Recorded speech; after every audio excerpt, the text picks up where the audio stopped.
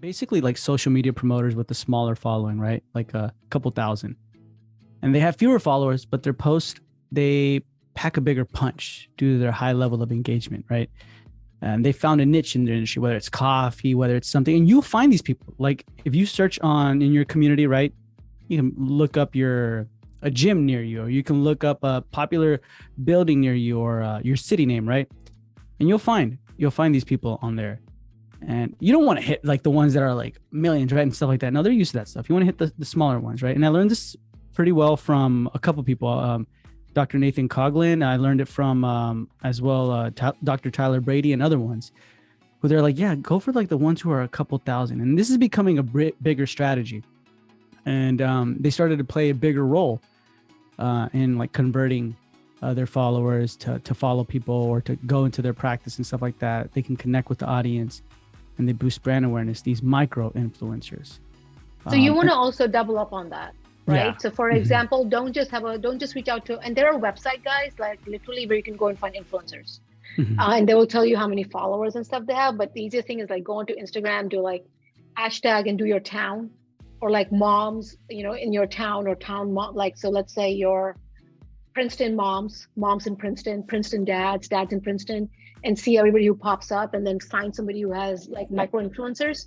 But what I have realized is that you want to always double up. You always want to strategize and double up. So let's say that you find a mom, let's say her name is Minal, right? So what you want to do is you want to reach out to Minal and say, hey, we've been following you. We are pediatric practice. You guys are super awesome. And we'd love to see your kids and see if there's a way we can collaborate and see how that goes. But I want you to create a contest with them. So let's say they bring your kids to the practice and you take some bunch of photos and now being posted onto Instagram. What you want to do is, hey guys, I just went to this amazing practice. My kids loved it. It was great. By the way, they're going to give away a $200 gift card or an iPad or something or the other as well. So what you would, in order for you to win this prize, what you do is go to their page and follow their page. So follow their page, comment below with if you're looking for blah, blah, blah, blah, blah. So what I'm saying is that create a contest alongside them because you want their followers to follow your page. Mm-hmm. Right? Yeah. Usually what happens is a one-time thing, like the influencer posted, people comment on it, people see your stuff, and then they reach out to you. But what I want the influencer's followers to follow you too. Mm-hmm. So you make it into a contest.